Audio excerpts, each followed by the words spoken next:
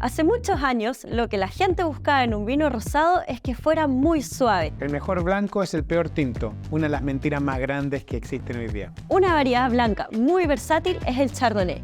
En el vino no se pierde nada. Hola, soy Carol Koch, enóloga. ¡Salud! Hola, soy Ricardo Grelet, sommelier. Salud. Salud. Bienvenidos a Enology.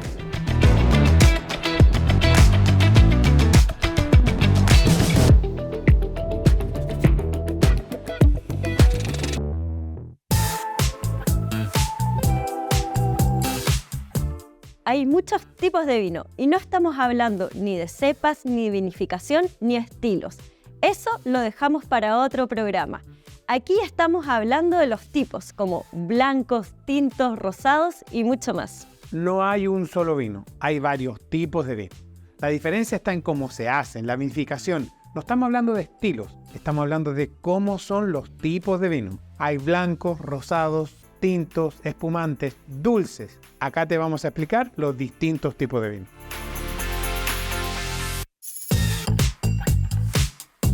El mejor blanco es el peor tinto, una de las mentiras más grandes que existen hoy día. Los blancos son aquellos vinos que no tienen mucho contacto con sus pieles durante su fermentación, por lo tanto son de un color amarillo, verdoso, transparente, poquitito color, ricos, agradables, de acidez más alta. Aquí te contamos más de cada uno de ellos. Cuando vinificamos uva para hacer vinos blancos, lo más importante o lo que más destaca es que la fermentación alcohólica es sin las pieles ni las semillas. Lo que sí podemos hacer en algunas variedades blancas llamadas aromáticas es una maceración prefermentativa donde tenemos en contacto el jugo de uva con las pieles para obtener todos los compuestos aromáticos. La gama de estilos que tienen los vinos blancos es gigante. Los tenemos de los más frescos y ligeros, de acidez más alta, como los Sauvignon Blanc del año y sin madera, hasta los con más cuerpo y volumen, como pueden ser los Chardonnay de larga guarda.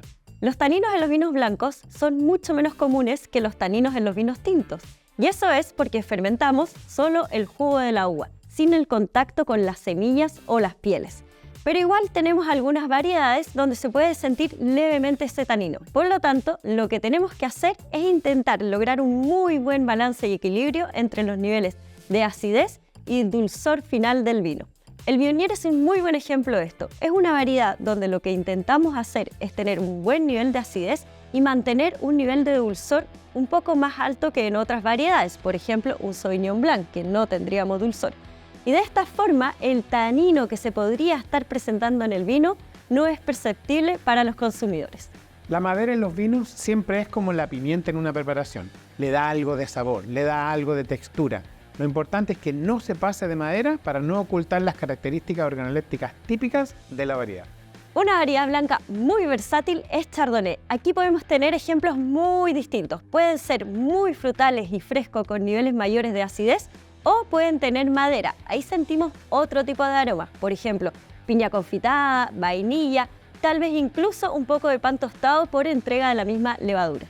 Otro ejemplo claro de una variedad versátil con madera es el Sauvignon Blanc. Hay una apelación en Francia que se llama Sancerre que hace la fermentación de su Sauvignon Blanc en barricas. En alguna época Estados Unidos, específicamente California, queriendo imitar el estilo francés de los Sauvignon Blanc fermentados en barrica, inventaron una categoría que se llamó Fumé Blanc, que era Sauvignon Blanc con un toque de madera. En Chile existieron un par de ejemplos en las etiquetas de Fumé Blanc. Hoy día prácticamente no se ven, pero sí existen esos productos. Lo importante es que el consumidor aún no se atreve a probar esa tremenda alternativa de Sauvignon Blanc. Nos encantan los vinos blancos. Es por eso que queremos invitarlos a probar más variedades, no solo Sauvignon Blanc y Chardonnay. Atrévanse con Gewürztraminer, Viognier, Riesling, Pinot Gris, Semillon y muchas más. Sobre todo recuerda que los vinos blancos son más sensibles a la temperatura que los vinos tintos. Por lo mismo, cuida su temperatura, que sean frescos, no congelados y que no se te suban de temperatura muy rápido.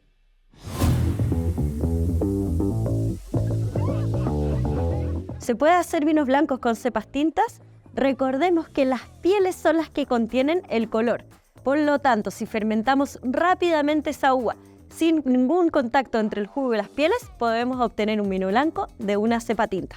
Ojo, que hay unas variedades llamadas tintoreras, que son las únicas que tienen el color tinto en la pulpa de la uva.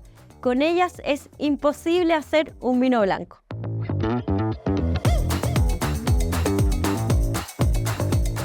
Los vinos tintos, los más populares, los preferidos. Se dice que 3 de cada 5 botellas que se venden son de vinos tintos. ¿Cuáles son sus secretos? ¿Cómo se eligen? ¿Cómo son? Es algo importante. Lo primero de lo que nos vamos a preocupar es elegir una cepa tinta y un terroir, es decir, el suelo, clima y manejo que tendremos con esa variedad. Hay que recordar siempre que no podemos elaborar un vino tinto de cepas blancas, solamente podemos elaborar vinos tintos con cepas tintas, con cepas negras. Y luego viene la vinificación, que es todo el proceso donde transformamos este jugo de uva en alcohol, en vino. Y además de eso, hay que acordarse que después de vinificar podemos o no guardarlo en madera para darle más cuerpo, más volumen, o solamente dejarlo tal cual dentro de la botella para que sea más ligerito, más liviano, más fresco. Todas esas decisiones van a depender del enólogo y el estilo que quiere obtener. Pero no nos olvidemos que el enólogo sigue un proyecto y ese proyecto puede estar definido por la empresa, más allá de que el gusto personal del enólogo sea distinto. Lo importante es que año a año un mismo vino mantenga el estilo. O que mantenga o supere la calidad. Hay que entender que un mal año, por factores climáticos que no se pueden manejar, puede afectar de mala manera un vino, sea blanco o tinto. Pero en el caso de los tintos, creo que además de eso, la madurez, que eso se da por horas de sol, por temperatura, a veces es más desafiante aún en un año frío. Porque a la uva le pasa lo mismo que a nosotros con el calor. Demasiado calor, se complican y dejan de madurar. Se queman. No podemos echarle factor solar, ¿no? No podemos. Bueno, además de eso, viene la otra parte que es el envejecimiento en barrica. Vuelvo a mencionar que eso le da cuerpo, que le da volumen, que cambia el estilo del vino y depende del enólogo manejarlo de esa manera o no. Eso lo vamos a elegir sobre todo para aquellos vinos que son más concentrados, más estructurados y más tánicos. Como el Cabernet Sauvignon, el Carmener, el Malbec y el Syrah. Exactamente, de esa forma los ayudamos a suavizar y lo mismo si los guardamos algunos años en la botella. Hay grandes vinos tintos del mundo, como los de Burdeos, donde generalmente cuando hablamos de ellos, hablamos de vinos en mezcla entre Cabernet Sauvignon y Merlot, con bastante guarda en barrica nueva. O los vinos de Borgoña, que son de Pinot Noir. Y que son bastante más frescos, más ligeros, con una acidez más alta. Y mucha fruta roja. También hay los tempranillos que vienen de La Rioja en España, donde la madera americana nueva da un marco muy especial y muy característico a esos vinos. Así tenemos muchos ejemplos más. También recordemos al País o al Sansó, que provienen de la zona sur de Chile, en la región del Ñuble, Biobío, donde hoy día esas cepas que se creían casi extintas están teniendo una recuperación especial. Que año a año ha ido siendo más importante y vamos obteniendo mejores vinos. Es un estilo nuevo que le permite a Chile tener una variedad y un abanico de posibilidades en vinos tintos que sorprende al mundo entero. Y así es como nos vamos dando cuenta lo grande que es este mundo de los vinos tintos y la cantidad de estilos que podemos encontrar. Entonces yo creo que la recomendación para alguien que no le gustan los vinos tintos es buscar más ligeritos, livianos, frescos hasta que encuentre el que más le guste. Y a los que les gusta pueden ir con aquellos que son más fuertes y estructurados. ¡Salud! ¡Salud!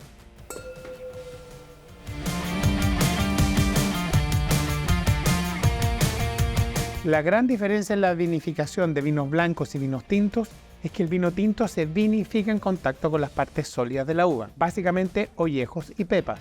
De los ollejos y de la pepa es de donde el vino va a lograr extraer los colores que le van a dar el nombre de vino tinto, de tintura. Esa maceración de las partes sólidas con el líquido proveniente del grano de uva puede durar más tiempo o menos tiempo, a mayor o menor temperatura, ofreciendo resultados distintos.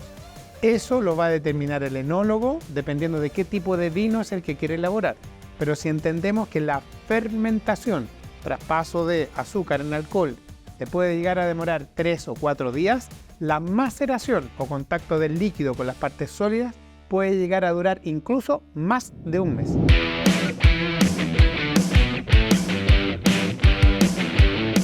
No solo existen vinos blancos y tintos, tenemos otras categorías, por ejemplo, la de los vinos rosados. Hay muchas formas de hacer vinos rosados. Las más típicas son mezclar vino blanco con vino tinto o fermentar uva tinta como una vinificación de la uva blanca, que no es más que vinificar solo el jugo de uva sin las pieles ni las semillas. Los vinos rosados son una categoría de por sí. Antiguamente se elaboraban, mejor dicho, mezclando vino blanco con vino tinto. Hoy día prácticamente no se utiliza esa técnica, sino que se elaboran desde el viñedo con uvas tintas, en las cuales van a tener una pequeña o muy corta maceración con sus pieles, obteniendo poquitito color. No hay una cepa en específico, no hay una cepa que sea excluyente, solo debe recordar que se hacen en base a uvas tintas. Para que esta uva tinta quede con un color rosado al vinificarla como una blanca, lo que podemos hacer es una maceración prefermentativa. ¿Cuánto tiempo va a durar esta maceración? Va a depender de cuánto color queramos tener en nuestro vino rosado. Hace muchos años, lo que la gente buscaba en un vino rosado es que fuera muy suave, como la piel de una cebolla. Luego se puso de moda estos rosados intensos con el color de una frambuesa. Ahora, últimamente, hemos vuelto a estos tonos más suaves, más parecidos a un tono salmón. En el vino no se pierde nada y muchas veces el sangrado se transforma en un vino rosé justamente para poder aprovechar hasta la última gota. El sangrado corresponde a cuando estás macerando en un tanque, tiene una cantidad de volumen determinado de líquido, al cual tú le vas a sacar un poco de ese líquido, sangrar el tanque, para poder aumentar la cantidad de contacto que hay entre el líquido y el sólido restante en el interior del tanque. Suena técnico, pero básicamente es sacar un poco más para concentrar lo que queda en el tanque. Eso que sacas muchas veces se convierte en un vino rosado. No todos los rosados son iguales. Unos pueden tener un poco más de cuerpo, otros pueden tener un poco más de dulzor, otros pueden tener una acidez un poquitito más alta. Va a depender del enólogo y de la viña cuál es el foco para poder construirlo de buena manera. No todos los vinos rosados son iguales, va a depender de la cepa y de cómo los produzcamos.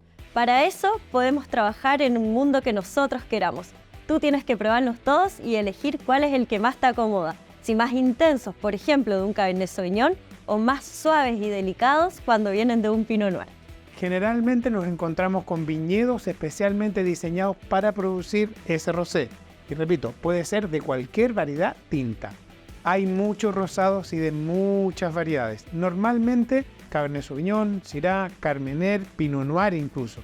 No porque te gustó un rosado de una marca en particular, significa que te pueden gustar todos los rosados. De la misma manera, si probaste un vino rosado y no te gustó, eso no significa que no te va a gustar ningún rosado. Recuerda que es una categoría completa, donde tienes una diversidad gigante para poder elegir.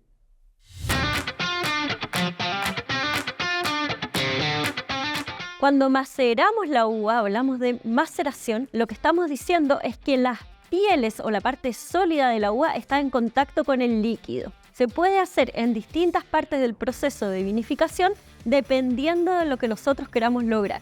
Por ejemplo, si queremos obtener el color de un vino, este se obtiene mucho más cuando no hay alcohol en este jugo de uva que está fermentando.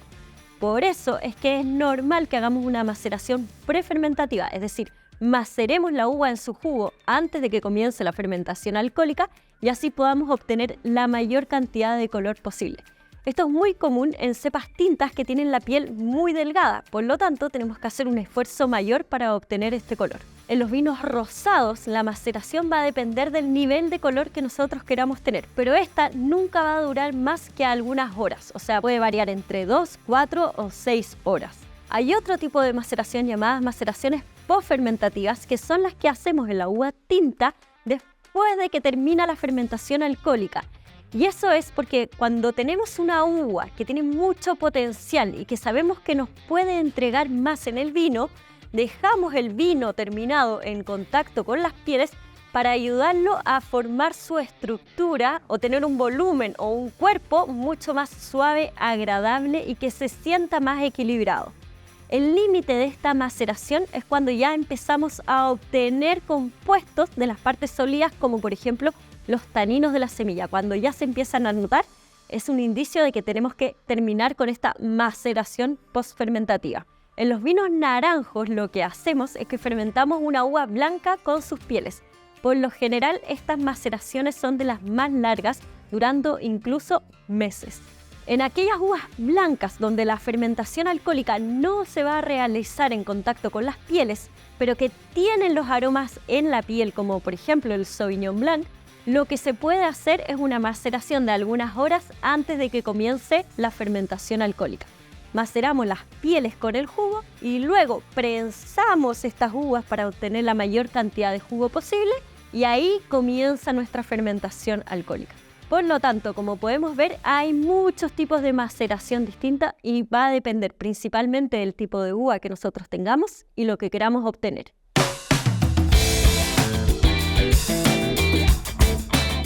Recuerden que los vinos naranjos nacieron en Georgia, eso es como la frontera entre Europa y Asia. Y recuerden que para muchas personas que no les gustan los vinos blancos, o para algunas personas que encuentran muy intensos los vinos tintos, el vino naranjo puede ser la gran solución. Uno de los tipos de vinos más antiguos del mundo son los vinos naranjos, pero en Chile son muy pocos conocidos. Aquí te vamos a explicar un poco más sobre ellos. La vinificación de los vinos naranjos es compleja, pero podemos resumirla en que es un vino blanco tratado como si fuera tinto. Generalmente se utilizan vasijas no tradicionales como tinajas o ánforas. Que se fermente como un tinto significa que la fermentación alcohólica ocurre en contacto con las pieles de la uva blanca y este contacto se mantiene incluso por varios meses. Las pieles aportan complejidad, sabor, taninos, incluso ese color naranjo proviene justamente de esas pieles. Estos vinos presentan distintas tonalidades de naranjo. Pueden ir desde el dorado hasta un naranjo un poco más intenso. Va a depender mucho del tiempo que el vino estuvo en contacto con las pieles. Normalmente para los vinos naranjos necesitamos uvas que tengan la piel un poquitito más gruesa. Por lo tanto, Gewürztraminer, Semillón, incluso Torontel pueden ser utilizadas en esta categoría.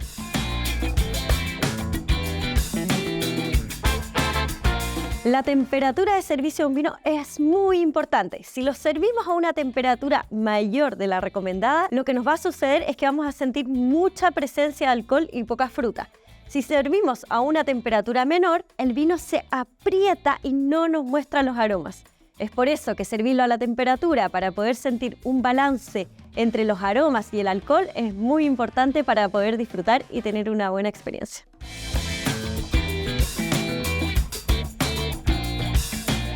Los espumantes también son un vino, que tienen un método distinto de vinificación. Lo entretenido es que siempre tienen burbujas, y si te gustan las burbujas, es chispeante, esa textura que te da en la boca, te refresca, te llama la atención. A mí me llaman harto la atención y me gustan. A mí también, y la principal diferencia que tienen con los vinos tranquilos es que tienen una segunda fermentación alcohólica, que puede ocurrir en un tanque con presión controlada o en una botella. Y que se llama, en ese tanque, método Charmat, o en la botella, que se llama método tradicional o champenoise, y que aparece en la etiqueta.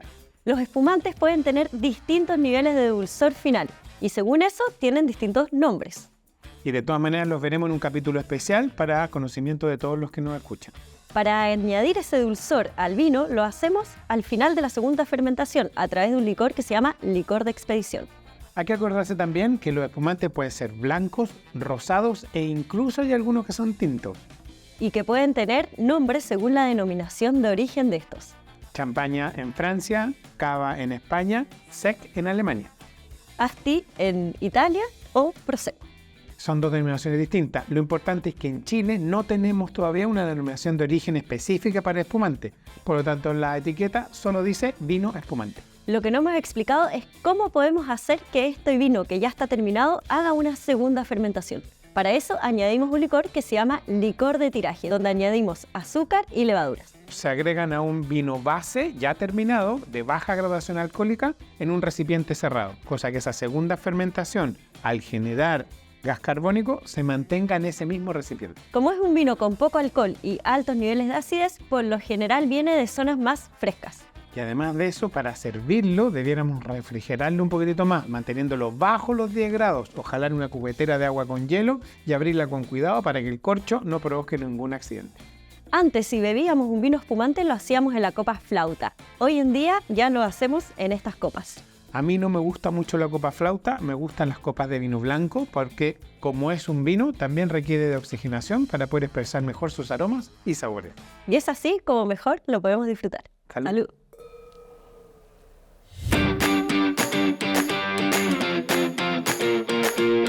¿Para qué sirven las levaduras? Las levaduras son muy importantes, pues son las encargadas de transformar el jugo de uva en vino. Eso significa que transforman el azúcar en alcohol. Las levaduras están en todas partes, algunos incluso vienen con la misma uva. Pero en la bodega podemos utilizar unas levaduras llamadas levaduras seleccionadas, donde sabemos específicamente qué tipo de levadura está realizando este proceso de transformar el jugo en vino. Cuando utilizamos levaduras seleccionadas, hay un mundo muy grande donde podemos elegir. Va a depender del perfil aromático que nosotros queramos destacar en ese vino. Algunas bodegas también prefieren utilizar las levaduras nativas, que vienen con la misma uva. Algunas fermentaciones también son un poco más complicadas y hay levaduras que son especialistas en lograr que esas ocurran sin problema. Las lías son las levaduras muertas que una vez que termina la fermentación alcohólica decantan y quedan en la base de nuestro tanque. A eso también le podemos llamar borras.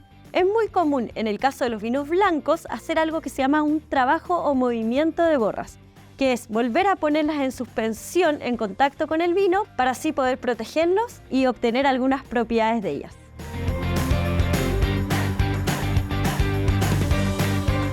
¿Sabes lo que son los vinos fortificados? Quizás los más conocidos son los de Portugal, los oportos. Estos son muy elegantes y concentrados, bastante interesantes y merecen ser degustados. Aquí te vamos a contar un poco sobre ellos. Los vinos fortificados nacen desde Portugal, llevando vinos que eran tranquilos en esa época en algún minuto de alguna guerra entre Francia e Inglaterra.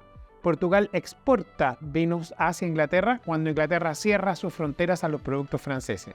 Se dan cuenta de que el vino no logra soportar el paso por el Canal de la Mancha. Por lo tanto, se les ocurre, ingeniosamente, agregarle alcohol al mosto de uva que no ha terminado de fermentar, fortificándolo así para poder cruzar el Canal de la Mancha, con la gran intención de agregarle agua después y poder rebajar ese alcohol. Curiosamente, a los ingleses les gustó que ese vino llegara con 20 o 18 grados de volumen alcohólico y dejaron de rebajarlo con agua, creando una categoría nueva que hasta el día de hoy es impresionante. Cuando vinificamos para hacer un vino fortificado, tenemos que hacer una fermentación alcohólica normal, pero la diferencia es que antes de que el proceso acabe, es decir, todo el jugo de uva se transforme en vino, agregamos alcohol vínico para detener la fermentación, matando así las levaduras. De esa forma, mantenemos un nivel de dulzor natural en el vino final. Hay varios tipos de vinos fortificados y depende de en qué país del mundo y cuál sea la denominación de origen, es cuál es el proceso de envejecimiento en barrica. Incluso la mezcla de barricas, llamado también mezcla de solera o solera, nos va a permitir un producto homogéneo y más consistente a lo largo del tiempo. Debemos considerar que hay muchos tipos de vinos fortificados. Pero independiente de eso, los reconocidos internacionalmente como más importantes son los de Portugal y Jerez, España. No todos los corchos son iguales. De hecho, varios tipos de tapones que existen hoy día en el mercado puedes encontrarlo en distintas botellas. Lo que sucede con el corcho natural es que al ser un producto natural no sabemos exactamente cuánto oxígeno entra a la botella. En el corcho natural podemos tener un defecto llamado tricloroanisol, o también conocido como TCA. el cual produce que los vinos tengan olor o sabor a cartón mojado. El TCA básicamente aporta ciertos aromas desagradables en nariz, como a un trapo mojado en realidad, que te hace sospechar de que el vino no está en buenas condiciones. Una botella con TCA es una botella defectuosa, lo cual no es culpa ni de la marca ni de la cepa. Para que se hagan una idea, se supone que entre el 5 y el 7% de las botellas embotelladas con corcho natural tienen esta enfermedad. Por otro lado, los corchos tecnológicos son básicamente tomar el alcornoque, que es de donde se obtiene el corcho natural, se muele, pasa por una serie de filtros que eliminan justamente una serie de partículas negativas para el vino, para luego de eso aglomerarlo para poder formar el corcho y tapar bien la botella. Dependiendo del grado de compactación, nos permitiría que el vino evolucione más lento al evitar que entre mucho oxígeno. Hoy los corchos tecnológicos están siendo cada vez más utilizados en la industria mundial.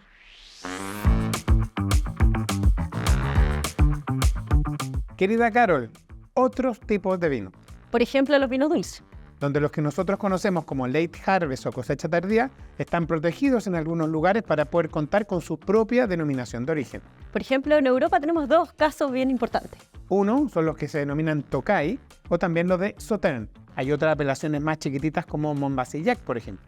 Tenemos más tipos de vino, hay unos que son aromatizados. Los aromatizados, también llamados vermouth, son una categoría que crece en el mundo entero y que ayuda mucho no solamente al consumo por sí solo, llámese en una copa, frío, con hielo, sino que además en coctelería, donde algo tan simple como adicionándoles aguas tónicas o ya coctelería bastante más sofisticada, hacen de ellos una alternativa bastante dúctil. ¿Cuáles son los más conocidos?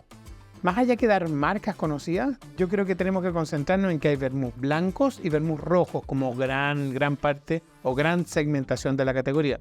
Las variedades rojas o los vermouth rojos o tintos son los que normalmente le dan vida a cócteles como el Negroni o el Manhattan. En cambio, los blancos están casi siempre reservados para poder consumirse solo, en vaso largo o tumbler, con mucho hielo y con agua soda o con tónica, dependiendo del nivel de dulzor que te guste a ti. ¿Cómo se hacen estos vinos aromatizados? Primero se toma un vino básico, generalmente con algún nivel de dulzor un poquitito más alto, y paralelamente se aromatiza un destilado con hierbas, ahí donde la creatividad, o mejor dicho, la selección de hierbas pueden ser bastante locales y cambiantes. Entonces recordemos que no es agregar aromas, sino que es una infusión de un alcohol vínico con hierbas aromáticas que nosotros luego de infusionar vamos a colar literalmente o filtrar para agregar ese alcohol infusionado en nuestro vino base. Nuestro vino base va a tener un dulzor natural, un volumen de alcohol más bien bajo, y nosotros vamos a aumentar ese nivel alcohólico con la infusión, además de los aromas y sabores provenientes de los aceites esenciales de las hierbas aromáticas con que infusionamos. Lo último que nos queda no es la categoría de vino propiamente tal, pero en una parte de su proceso sí son vinos, los destilados. Hay que recordar que todos los destilados primero fueron un fermentado. Yo no puedo obtener un destilado sin antes obtener alcohol. Básicamente son tres: los destilados de granos, los destilados de uva y los destilados de cualquier otra fruta. Eso significa que primero fermenté esa fruta, esa uva o ese grano, cerveza, vino u otro fermentado, para poder luego meterlo dentro de un alambique y poder destilar, que es básicamente separar el alcohol de todo el resto de ese medio líquido. Exactamente. El más típico en Chile sería pisco. Y recordemos que el pisco es una denominación de origen que data de 1931, donde en esa época el presidente de Chile, el general Carlos Ibáñez del Campo, certifica la primera denominación de origen en América, la segunda en el mundo, porque en 1930 fue la champaña en Francia y en 1931 el pisco en Chile.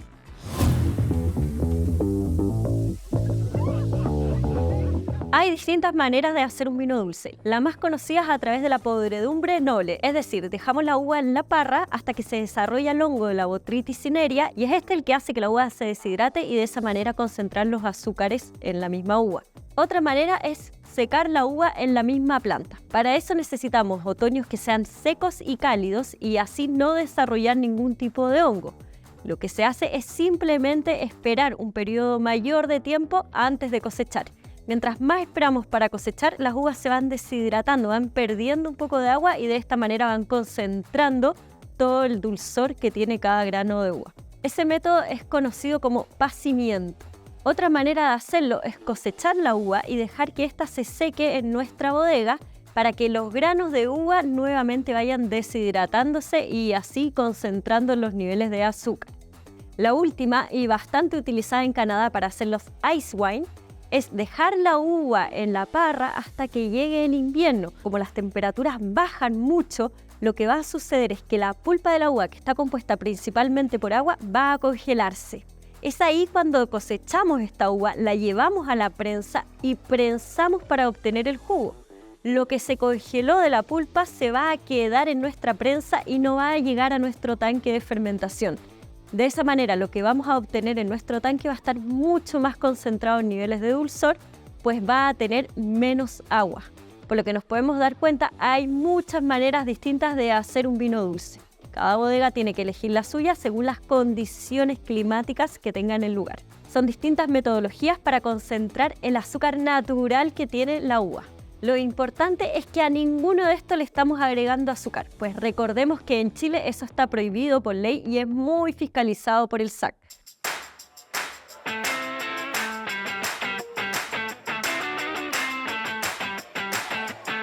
¿Cómo descorchar una botella? Básicamente necesitas una botella, un descorchador y un paño de servicio. A mí me gusta que el paño de servicio sea solo utilizado para abrir vino.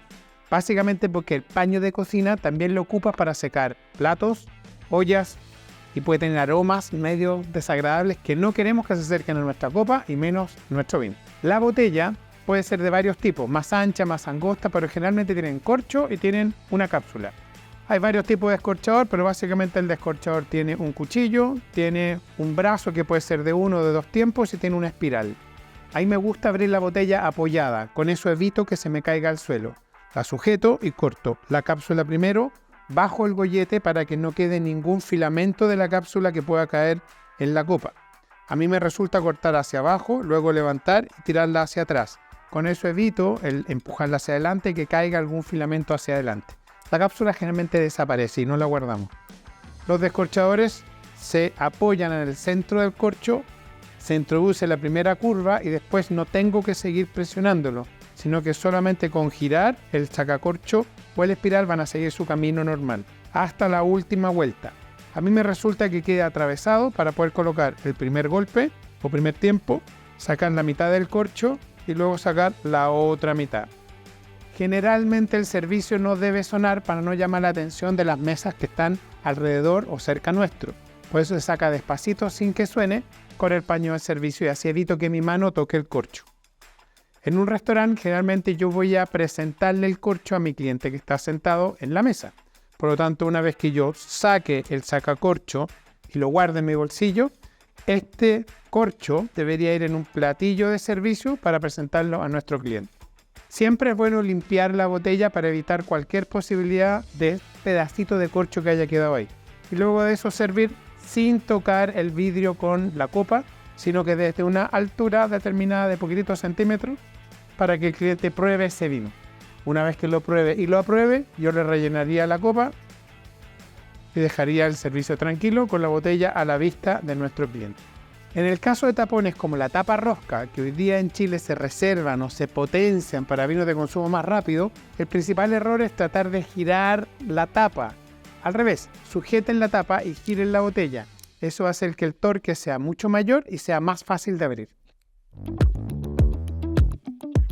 Viene mucho más contenido como este. Síguenos y mantente atento a nuestras redes sociales. Si quieres profundizar en los conocimientos que hemos visto aquí, visita nuestro sitio de Technology, donde vas a ir encontrando una serie de cursos, masterclass, eventos presenciales y mucho más.